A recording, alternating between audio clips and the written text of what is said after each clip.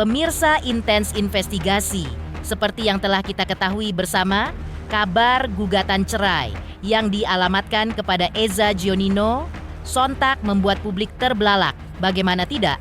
Terlihat dari biduk rumah tangganya yang selama ini tampak harmonis, bahkan kerap terlihat mesra di hadapan publik, kini justru berada di ujung tanduk.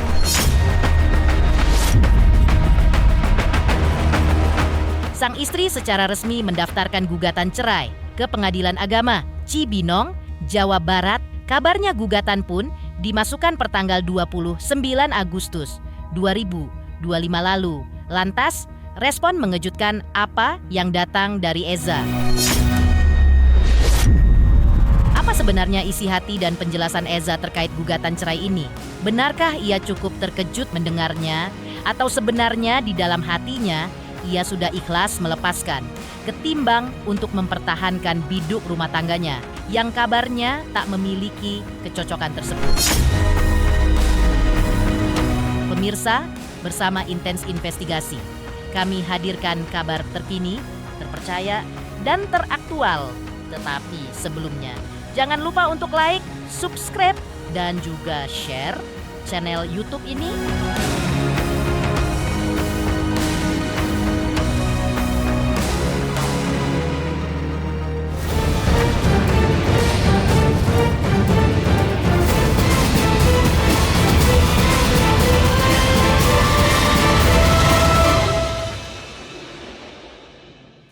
Saya benar-benar sendiri di rumah merasa sepi sekali, hampa banget saya, hampa banget.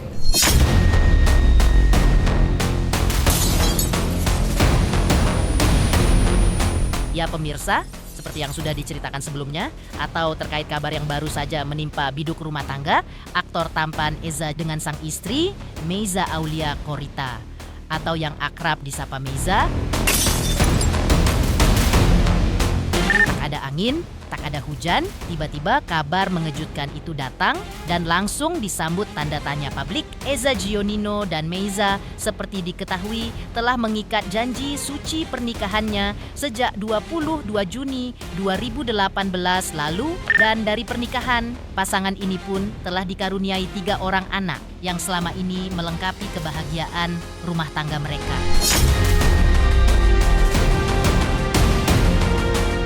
Meski sempat diterpa isu miring di awal pernikahan, namun rumah tangganya pun tetap bertahan dan tampak harmonis. Sampai akhirnya, di tahun ke-7-nya ini pun, permasalahan ini dikabarkan datang. Eza digugat cerai oleh sang istri. Lantas sebenarnya seperti apa respon Eza saat mengetahui hal ini? Benarkah Eza sendiri pun sempat cukup kaget dengan kabar gugatan cerai ini, yang akhirnya datang juga kepada dirinya? Dari bulan awal Agustus kita ada cekcok seperti biasa. Terus akhirnya saya memberikan ruang dan waktu saya memberikan ruang dan waktu untuk Eca supaya kita ada space dulu gitu. Dan akhirnya saya mengalah, saya keluar dari rumah. Terus saya berharap mungkin dengan kalau dalam kondisi emosi seperti ini gitu, jadi saya kasih space dulu. Tapi saya nggak menyangka, saya nggak expect tiba-tiba ada gugatan cerai seperti ini gitu. Ada gugatan seperti itu yang dikirim dan dilayangkan ke saya. Itu jujur saya kaget sekali. Itu di luar ekspektasi saya, karena saya berpikirnya ini kan kita masalah komunikasi gitu. Masalah komunikasi di mana saya merasa ini semua masih bisa kita selesaikan dengan baik kok. Dan sekarang jujur kondisinya saya di rumah itu saya sendiri. Mulai per tengah bulan Agustus saya sendiri di rumah. Saya benar-benar sendiri di rumah, itu rasanya sepi sekali, hampa banget saya, hampa banget.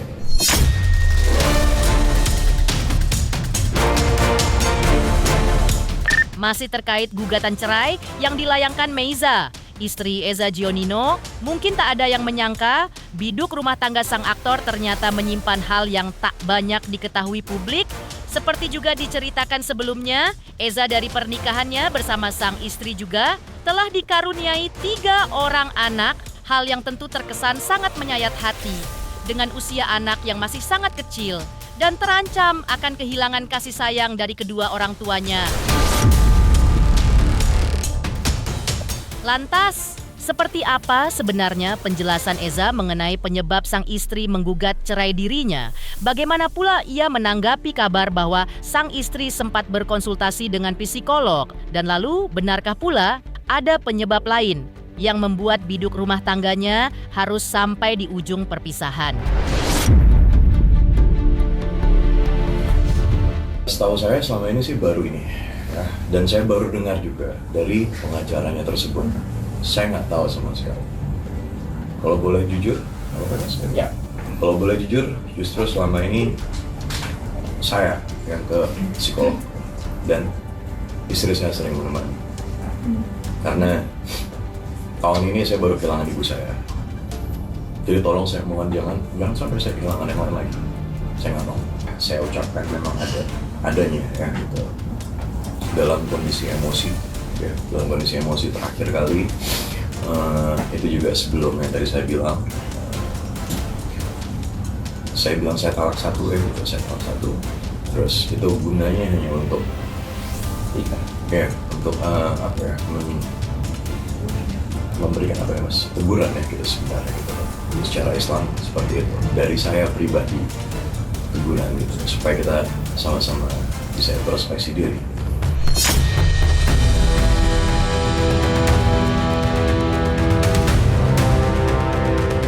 Sementara itu, masih soal buka suaranya sang aktor dengan nama asli Muhammad Reza Pahlavi tersebut, tentu yang paling menyedihkan dari setiap isu perceraian adalah anak yang terancam akan kehilangan kasih sayang dari kedua orang tuanya. Hal ini pula yang kabarnya akan terjadi dalam rumah tangga Eza Gionino dan sang istri. Pasalnya dalam salah satu poin gugatannya, sang istri meminta hak asuh anak-anaknya. Lantas seperti apa tanggapan Eza? Benarkah ia akan ikhlas memberikan hak asuh pada sang istri? Dan lalu benarkah pula tak ada peluang bagi mereka untuk rujuk? Atau Eza sedang mengupayakan upaya rujuk tersebut terjadi pada biduk rumah tangganya?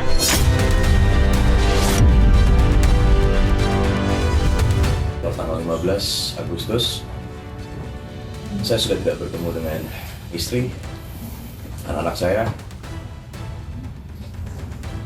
Gini, selama ini pasti teman-teman tahu kok. Saya selalu bilang ya, selalu saya utamakan prioritas saya dalam hidup saya itu adalah istri, anak-anak saya. Saya bekerja itu untuk mereka. Saya nggak pernah belanja beli apa-apa gitu, nggak pernah. Saya selalu untuk mereka. Gini, kalian bisa bayangin teman-teman semuanya, saya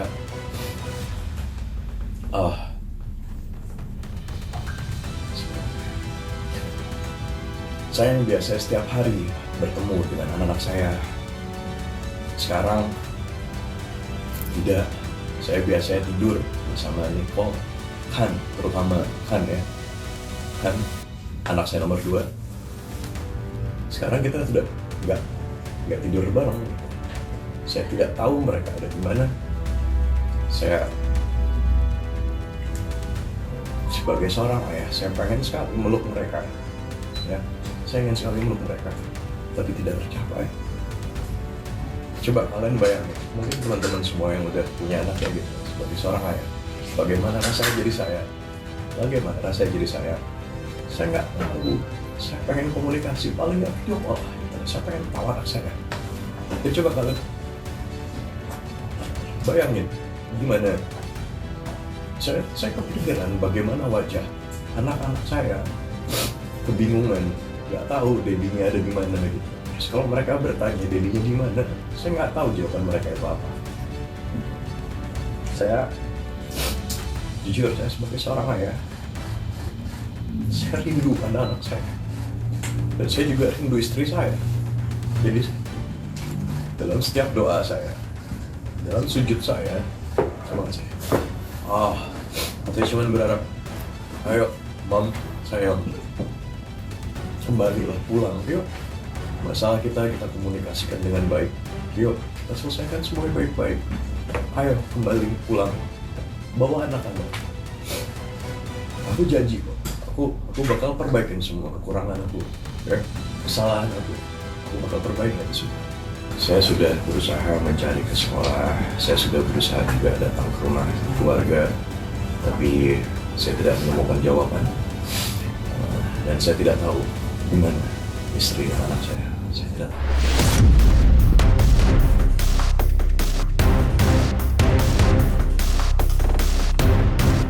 Seiring dengan terbukanya suara Eza Gionino, kabar lain yang sempat heboh sebelumnya pun kembali mencuat ke permukaan. Bagaimana tidak, warganet kembali mengulik isu permasalahan lamanya dalam kurun waktu kebelakang. Sebelumnya mungkin santer terdengar kabar bahwa Eza sempat terlibat dalam dugaan kasus kekerasan dalam rumah tangga atau KDRT. Diduga dilakukannya kepada sang istri, dan isu ini pun semakin menguat karena jejak masa lalunya yang pernah terseret kasus serupa. Kala itu Eza pun sempat mendekam di balik jeruji besi. Namun permasalahan itu mungkin telah berlalu begitu jauh. Lantas bagaimanakah tanggapan Eza saat ditanya soal kabar ini yang kembali mencuat?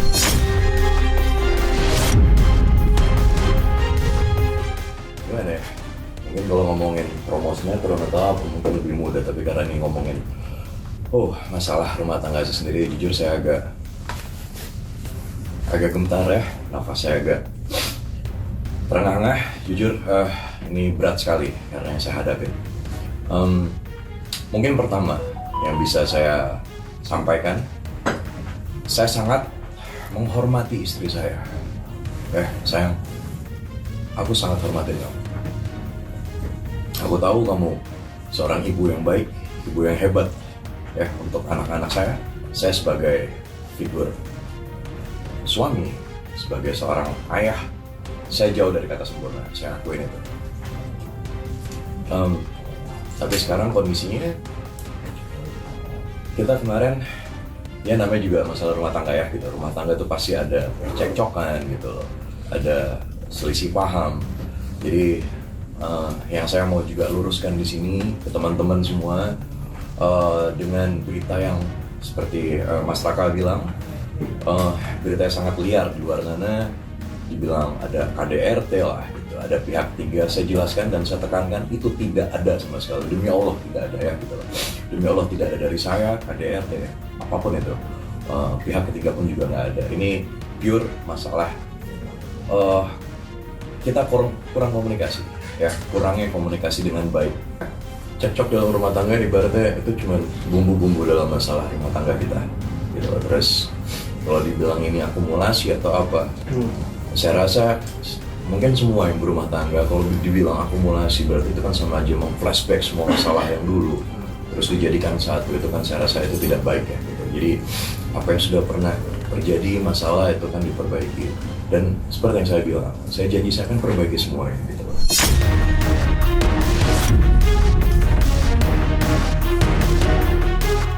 Di tengah buka suaranya Eza kepada awak media hari ini, sebelumnya sang istri juga telah lebih dulu buka suara melalui kuasa hukumnya. Seperti apa kata sang istri menjelaskan alasannya menggugat Eza Gionino? Bagaimana kisahnya sebelum gugatan diajukan? Dan benarkah kabar yang menyebutkan soal ia yang berkonsultasi dengan psikolog sebelum mengambil keputusan untuk bercerai?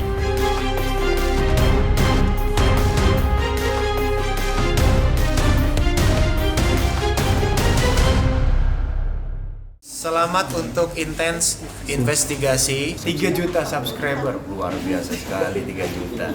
Ya pokoknya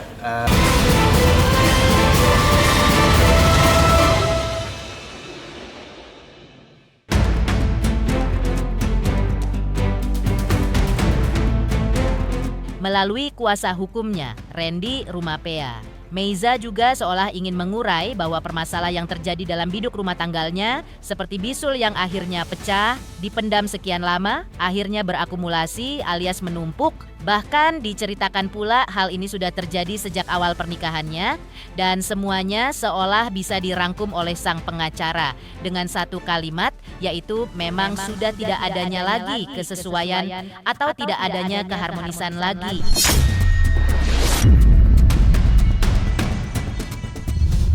Kita udah masukkan pertanggal 29 Agustus ya di tahun ini, dan kita juga sudah dapat nomor perkara pertanggal 3 September dan sidang pertama pertanggal 22 September.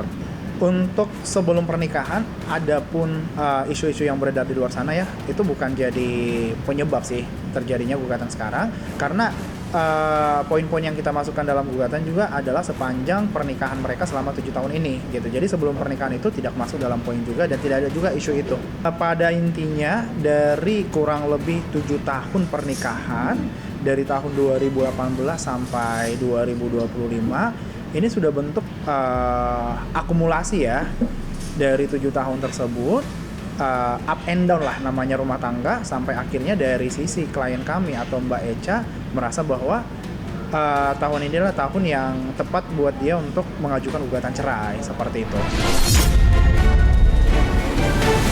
Secara umumnya memang tidak ada kesesuaian lagi, tidak ada keharmonisan lagi antara Mas Eja dan Mbak Echa. Ya seperti itu. Akhirnya ya Mbak Echa udah meyakinkan diri untuk gugat cerai. Tangga pasti ada masalah, tapi ketika misalnya masalah itu dianggap bahwa tidak ada lagi solusi gitu ya, atau mungkin udah capek salah satu pihak ya, dan akhirnya memang ya mau nggak mau mengajukan gugatan cerai gitu.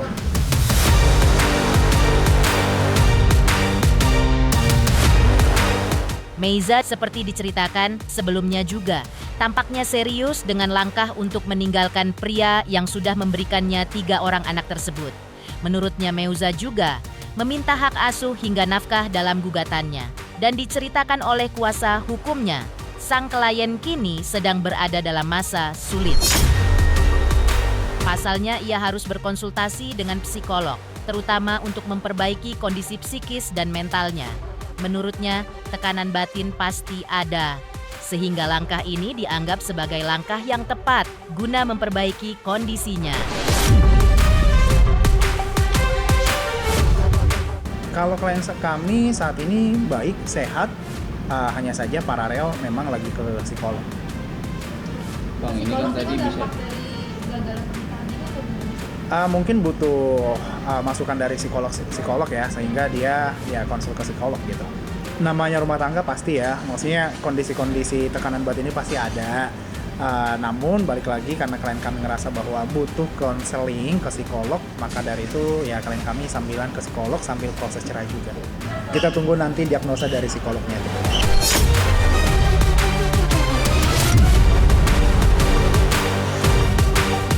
Pemirsa Intens Investigasi, jangan lupa saksikan terus Intens Investigasi. Dan pastikan jangan lupa untuk like, subscribe, share, dan juga komen.